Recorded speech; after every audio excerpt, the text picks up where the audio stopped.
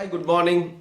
ಯೇಸು ಸ್ವಾಮಿ ಹೆಸರಲ್ಲಿ ನಿಮ್ಮ ವಂದನೆಗಳು. ಉದಯ ಕಾಲದ ಆತ್ಮಿಕ ಉಪಹಾರ ಕಾರ್ಯಕ್ರಮಕ್ಕಾಗಿ ನಿಮ್ಮೆಲ್ಲರಿಗೂ ಶುಭ ಮುಂಜಾನೆ. ಸ್ನೇಹಿತರೆ, ಆತ್ಮೀಯರೇ, ಕರ್ತನಿದ್ದೇನ ಕೊಟ್ಟಂಥ ವಾಕ್ಯವನ್ನು ನಾವು ಧ್ಯಾನ ಮಾಡಿಕೊಳ್ಳೋಣ.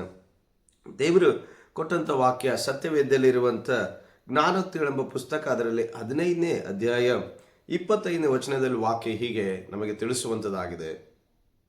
ಯೆಹೋವನು ಗರ್ವಿಷ್ಠನ ಮನೆಯನ್ನು ಕಿತ್ತಿ ಹಾಕುವನು, ವಿಧಿವೆಯ ಮೇರೆಯನ್ನು ನೆಲೆಗೊಳಿಸುವನು. ದೇವರಿಗೆ ಸ್ತೋತ್ರ ಹೇಳೋಣ.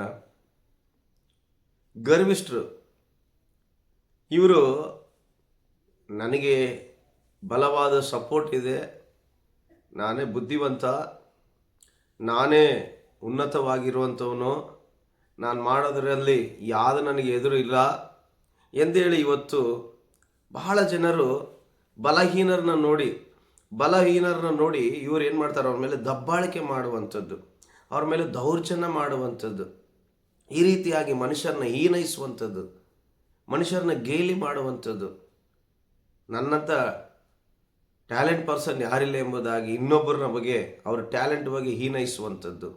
ಈ ರೀತಿಯಾಗಿ ಮನುಷ್ಯ ಗರ್ವಿಷ್ಠನಾಗಿ, ನನಗೆ ಒಂದು ಮನೆ ಇನ್ನೊಂದು ಅವನ ಆಸ್ತಿ ಐಶ್ವರ್ಯಗಳನ್ನು ನೋಡಿ ಅವನು ನಾನಂತ ಅಂದುಕೊಳ್ಳುವಂಥ ಒಂದು ಗರ್ವಿಷ್ಠತನದಿಂದ ಜೀವಿಸಿ ಇವತ್ತು ಎಷ್ಟೋ ಮನುಷ್ಯರ ಒಂದು ಮನಸ್ಸನ್ನು ನೋವಿಸುತ್ತಾ ಅವ್ರ ಮೇಲೆ ದಬ್ಬಾಳಿಕೆ ಮಾಡುವಂಥ ವ್ಯಕ್ತಿಗಳ ಮನೆಯನ್ನು ದೇವರು ಏನು ಮಾಡ್ತಾರಂತೆ, ಕಿತ್ತಿ ಹಾಕಿ ಬಿಡ್ತೀನಿ.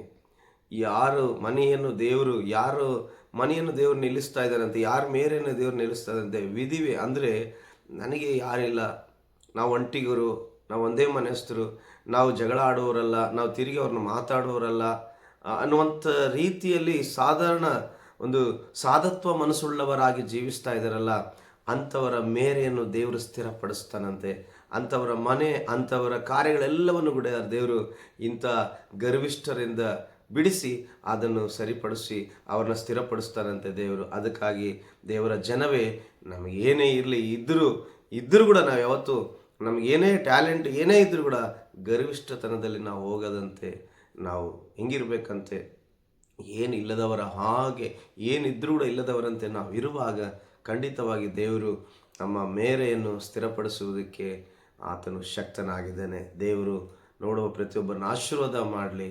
ನಾನು ನಿಮಗಾಗಿ ಪ್ರಾರ್ಥಿಸ್ತೀನಿ. ಪರಲೋಕದಲ್ಲಿರುವ ಸ್ವರ್ಗೀಯ ತಂದೆ, ಈ ಮುಂಜಾನೆ ವೇಳೆಯಲ್ಲಿ ಗರ್ವಿಷ್ಠನ ಮನೆಯನ್ನು ಕಿತ್ತಿ ಹಾಕುತ್ತೇನೆ, ವಿಧಿವೆಯ ಮೇರೆಯನ್ನು ನಾನು ಸ್ಥಿರಪಡಿಸ್ತೀನಿ ಎಂದು ಹೇಳಿದ ದೇವ, ಸ್ತೋತ್ರ. ಹೌದು ಸ್ವಾಮಿ, ಇವತ್ತು ಲೋಕದಲ್ಲಿ ಪ್ರತಿಯೊಬ್ಬ ಮನುಷ್ಯ ತನ್ನ ಹಣದಿಂದ, ತನ್ನ ಇರುವಂಥ ಸ್ಥಾನಮಾನಗಳಿಂದ ಎಷ್ಟೋ ಮನುಷ್ಯರನ್ನ ಹೀನೈಸುತ್ತಾ ಅವ್ರನ್ನ ಹಿಂಸೆ ಪಡಿಸುವಂಥದ್ದನ್ನು ನೋಡ್ತಾ ಇದ್ದೀವಿ ಸ್ವಾಮಿ. ಅಂಥ ಮನುಷ್ಯನಿಗೆ ನೀನು ಇವತ್ತು ದೇವರ ಅವನ ಪರಿಸ್ಥಿತಿ ಏನಾಗ್ತದೆ, ಅವನ ಗತಿ ಏನಾಗ್ತದೆ ಅಂತ ತಿಳಿಸಿದ್ದಕ್ಕಾಗಿ ಸ್ತೋತ್ರ.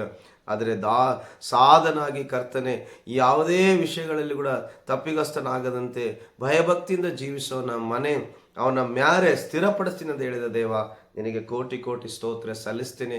ಕರ್ತನೆ, ನೀನು ಆಶೀರ್ವಾದ ಮಾಡಿ ಇಂಥವ್ರನ್ನ ನೀನು ಆಶೀರ್ವದಿಸ್ತಿರೋದಕ್ಕಾಗಿ ಸ್ತೋತ್ರ. ಘನಮಾನ ಮಹಿಮೆ ನಿನಗೆ ಸಲ್ಲಿಸ್ತಾ ಯೇಸುವಿನ ನಾಮದಲ್ಲಿ ಪ್ರಾರ್ಥಿಸ್ತೀನಿ ತಂದೆ, ಆಮೇಲೆ.